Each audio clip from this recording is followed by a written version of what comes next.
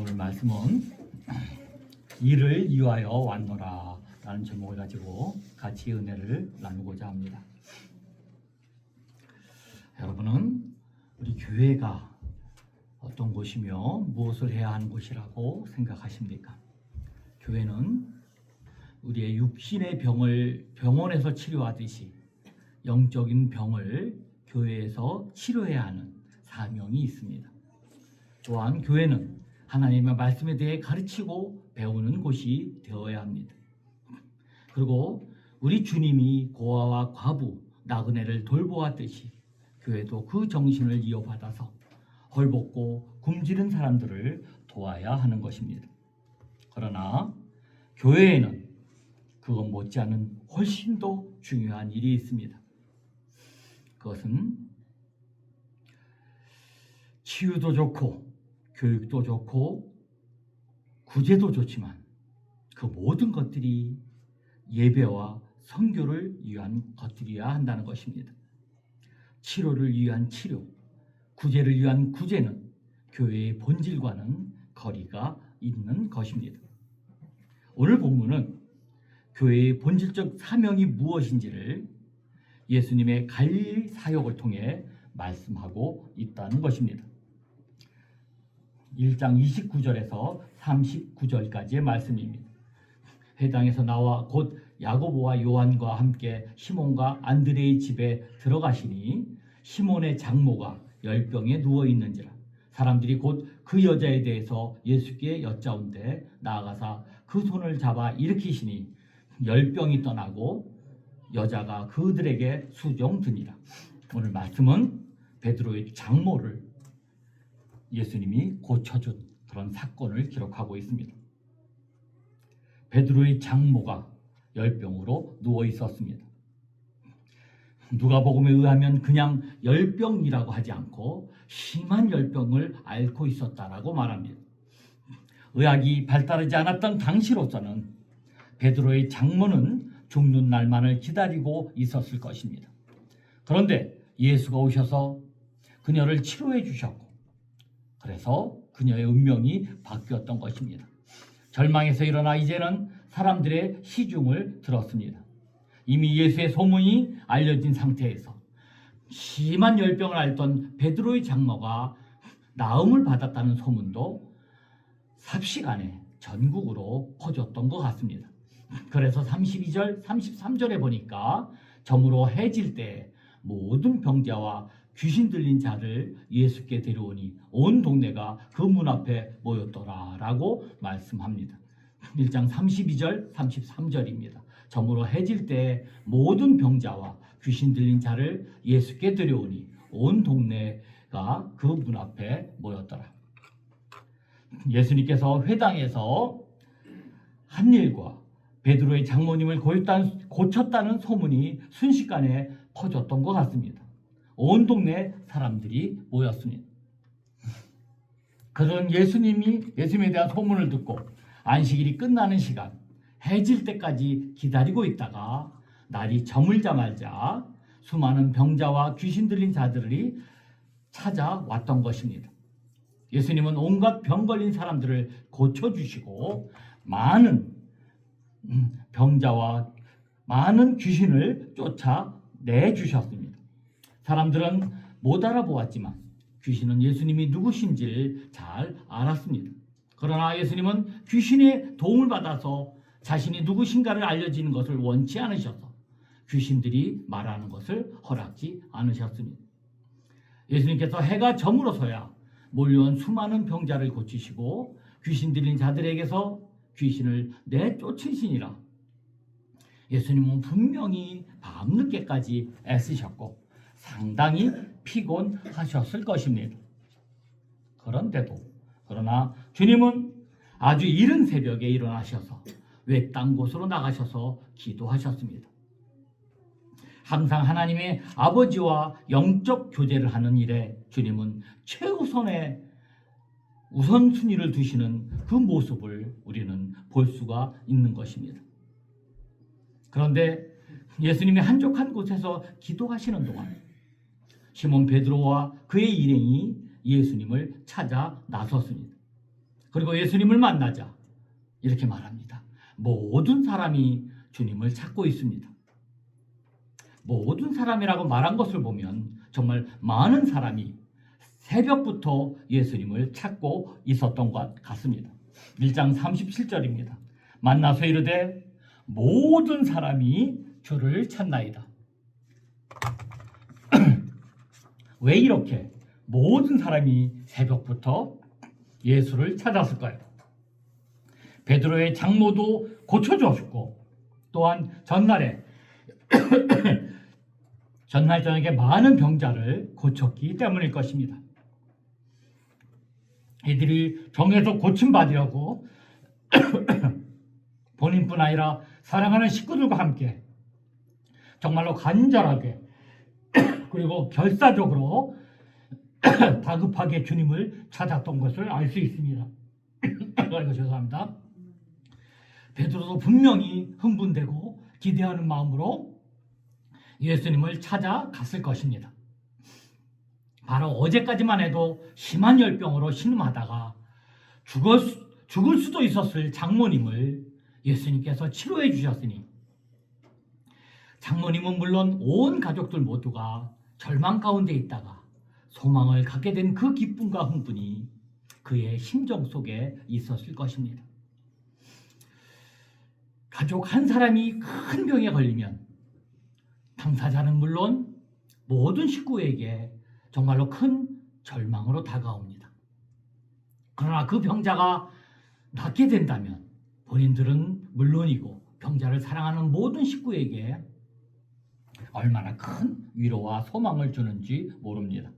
그런데 이렇게 다급한 마음으로 간절하고 애타는 마음으로 예수님을 찾는 병자들에 대해서 그동안은 그렇게 밤늦도록 고쳐주셨던 예수님은 오늘 본문에서는 정말 이해가 되지 않는 의외의 말씀을 하고 계시는 것입니다. 1장 38절입니다. 우리가 다른 가까운 마을들로 가자. 거기서도 전도하리니 내가 이를 위하여 왔노라. 이 말씀은 한마디로 이제는 이 병자들을 위한 시간이 없다라고 말씀하시는 것입니다. 예수님이 이들에 대한 동정이 없어서일까요? 아닙니다. 예수님은 우리의 고통과 질고를 우리 자신보다 더 아파하시고 잘 아시는 분이십니다. 실제로 예수님은 가시는 곳마다 병자들을 고쳐주셨습니다. 바로 어젯밤까지 그러셨습니다.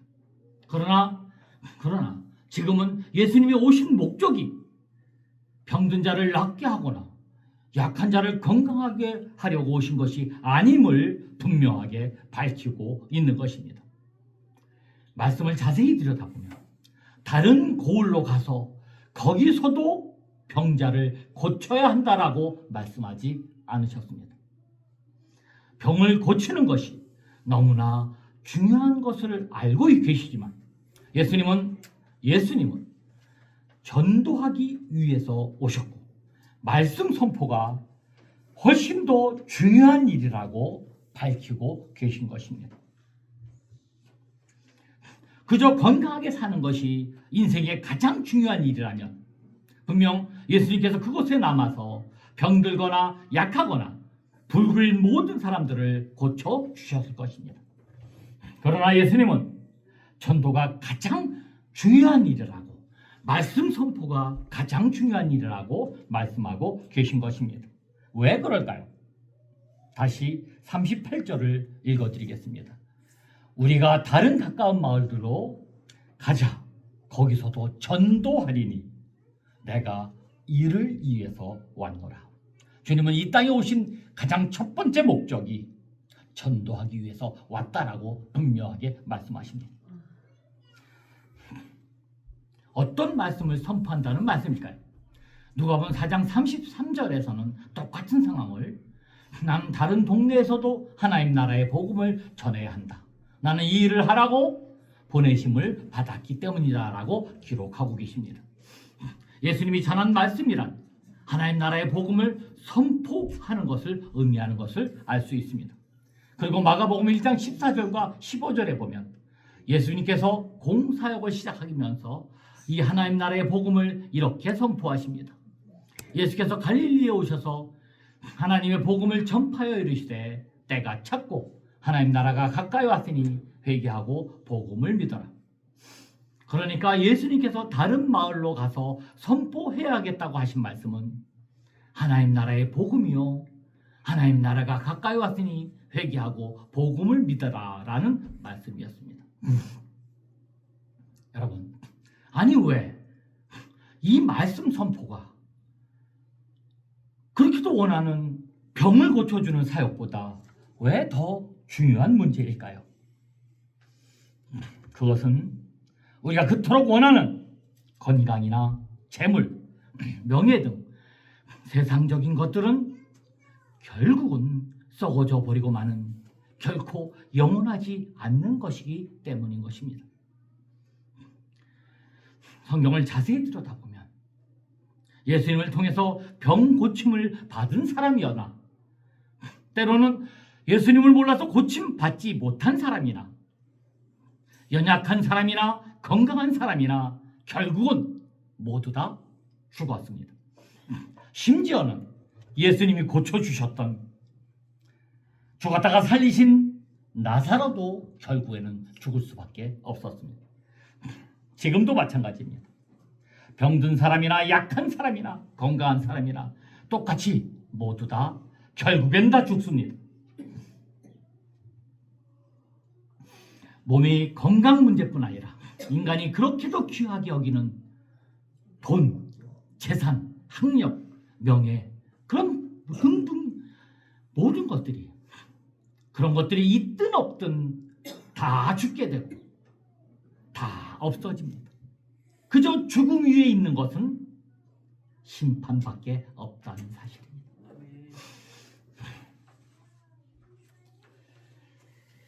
우리가 살다 보면 돈, 학력, 외모, 명예, 건강 때문에 자랑도 하고 의지도 하고 이것이 없으면 걱정도 하지만 그러나 멀지 않아 이 세상에 믿었던 이 모든 것이 끊어질 그날이 오게 된다는 것입니다. 여러분 아십니까? 예수님도 이런 말씀을 하셨습니다. 너희 조상들은 만나를 먹었어도 죽었거니와. 여러분 혹시 만나 먹어보셨습니까? 여러분 만나를 못 보셨을 텐데 우리의 조상들은요 광야 생활에 그렇게 하나님과 동행하면서 그 멋진 만나를 먹었는데 예수님이 직접 말씀하셨습니다. 니네 조상도 만나를 먹었어도 그들도 역시 또 죽을 수밖에 없는 인생이랍니다. 그 신비한 만나를 먹어도 모두 다 죽는 그런 운명을 만날 수밖에 없게 된다라고 말씀하고 계신다는 것입니다. 여러분 멀지 않아 이 세상에 믿었던 이 모든 것들은 다 끊어지게 됩니다. 그저 남는 것은 죽음 후에 심판밖에 없는 것입니다. 여러분 그런 날에 여러분이 그 마지막 심판 날에 의지할 것이 있으십니까? 영원한 생명의 소망이 있으십니까?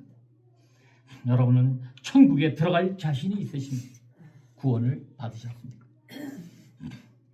왜 예수님께서 하나님 나라의 복음을 선포하러 오셨습니까? 왜 하나님 나라의 복음이 하나님의 복음 선포가 이토록 중요합니까? 저와 여러분의 영생 소망과 하늘나라에 들어갈 소망과 구원의 소망은 바로 이 하나님 나라의 복음을 듣고 받아들였는가에 달려있기 때문에 그렇다는 것입니다. 여러분 정말로 그렇습니다. 예수님은 하나님 나라의 복음을 선포하러 오신 분입니다. 이 하나님 나라는 회개하고 즉 내 인생의 주도권을 내 인생의 운전대를 주님에게 맡기고 주님의 통치를 받아들임으로 하나님 나라의 백성이 될 수 있는 것입니다. 또 이 하나님 나라는 그 복음을 받아들임으로 하나님의 백성이 될 수 있는 것입니다. 그래서 예수님은 전도하는 일에 생명을 거셨고 전도하는 일에 최우선의 사명을 가지고 계셨다는 것입니다. 물론 우리 인간이 힘들어하고 어려워하고 배고파하고 하기 때문에 있다가 없어질 것이지만 보너스로 건강도 지켜주시고 배도 부르게 하시고 빵도 주셨지만 그 모든 것들은 복음의 근본이 아니라 복음의 지업이었던 것이라는 것을 우리가 명심해야 한다는 사실입니다. 여러분, 우리 교회의 사명이 무엇입니까?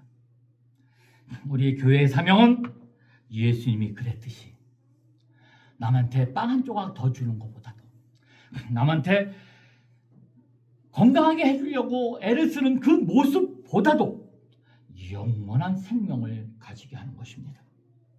예수님이 그랬듯이 전도에 있습니다. 최선을 다하여 복음을 전하여 많은 사람을 하나님께 예배하는 예배자로 만들어야 하는 것입니다. 저는 하나님께서 우리 교회와 여러분이 정말 큰 축복받는 사람 되시기를 간절히 원합니다. 하나님의 축복을 받기 위해서는 그 복받을 일을 해야 합니다. 그것이 한마디로 얘기하면 선교입니다. 전도입니다. 많은 사람이 하나님께 예배하는 예배자가 되게 하는 바로 그 전도입니다.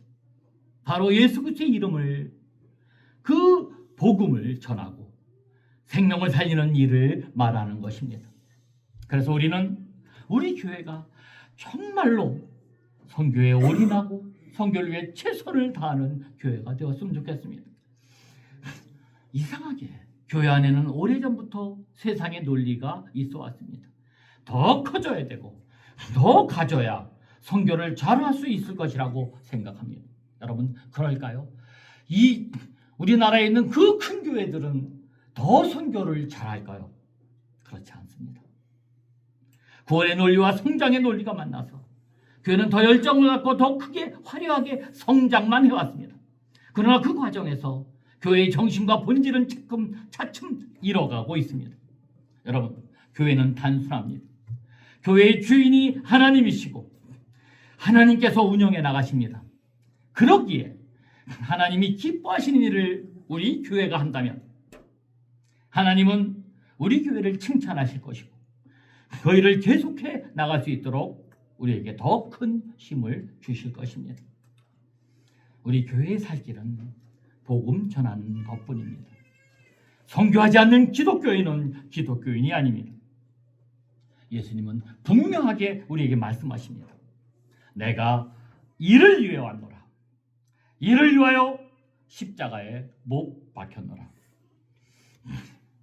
여러분이 잘 아시는 우리 애플 컴퓨터 공동 창시자인 스티브 잡스는 그의 회사의 초기 성장이 잠깐 성장하지 못하고 제자리 걸음을 하고 있을 때 효율적인 마케팅 전략을 짜기 위해서 고민하던 어느 날 당시 펩시콜라 그 사장이었던 존 스컬리라는 사람에 관한 이야기를 듣고 그를 자기 회사로 영입하기 위해서 그 스컬리를 찾아갑니다. 스컬리는 38세에 펩시콜라의 사장이 된 사람으로 펩시 세대를 공략하는 광고 전략으로 코카콜라를 부동의 제1위의 자리에서 추락시킨 그런 혁신적인 인물이었습니다. 그 스컬리는 충분한 명예와 재산을 누리고 있었기 때문에 이제 새삼스럽게 그렇게 자리를 옮길 이유가 전혀 없었던 사람이었습니다. 아무리 꼬셔도 스티브 잡스의 말을 듣지 않고 애플로 옮기지 않게 되자 스티브 잡스가 스컬리에게 집요하게 설득도 하고 막대한 보상을 제시해도 움직이지 않자 이제 44세 된 그에게 스티브 잡스는 마지막 승부수를 띄웁니다. 혁신적인 말 한마디를 합니다. 도전적인 말을 한마디 던집니다. 이렇게 말합니다. 당신은 설탕물이나 팔면서 나머지 여생을 허비하시겠습니까? 아니면 세상을 바꾸는 일에 자신을 던지시겠습니까? 이 말을 딱 듣던 스컬리는 그 말에 완전히 변화되었고 그 말에 그는 바로 애플 컴퓨터로 옮겨서 오늘의 스마트폰을 개발하게 되는 그런 역사가 나타났던 것입니다. 저는 오늘 동일한 도전장으로 여러분에게 드리고자 합니다. 여러분, 우리는 참 부족한 사람들입니다. 그러나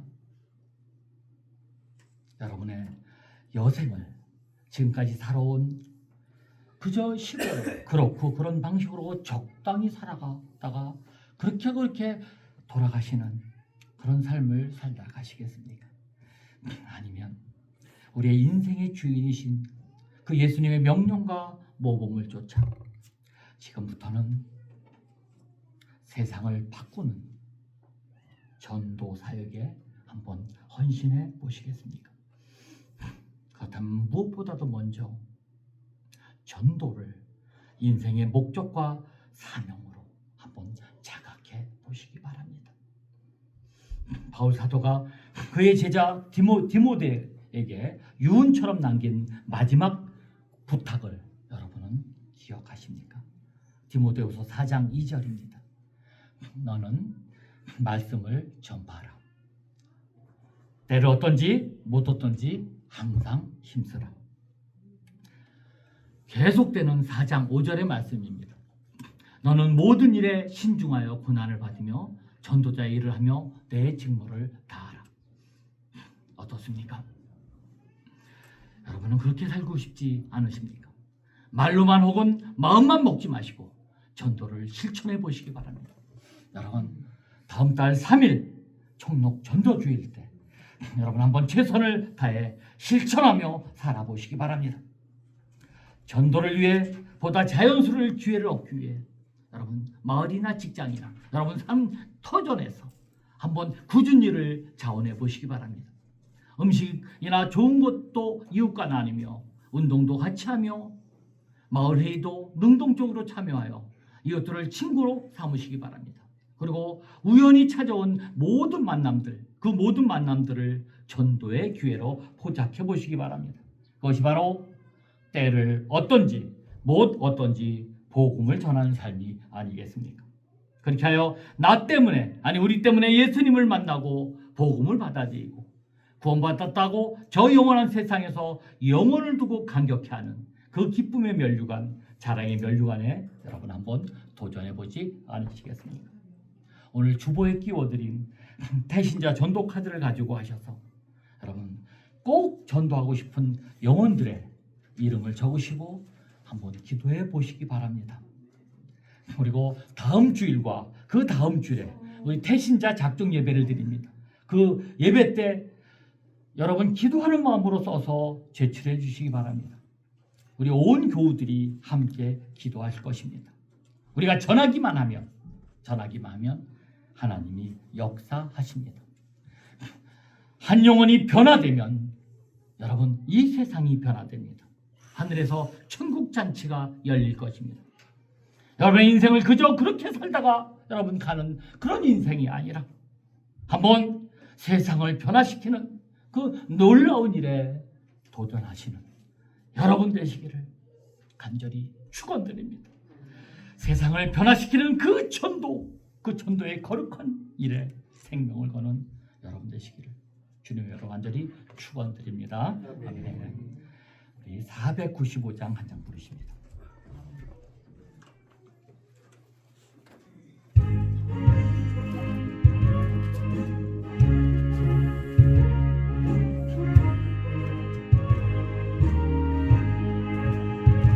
익은 곡식 거둘 때가 없는 이때에 누가 가서 거둘까?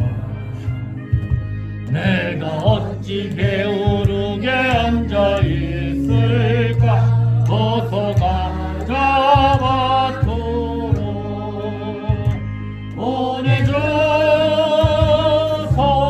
보내주소서 보내주소서 재단 섣불 내 입술에 대니 어찌 주저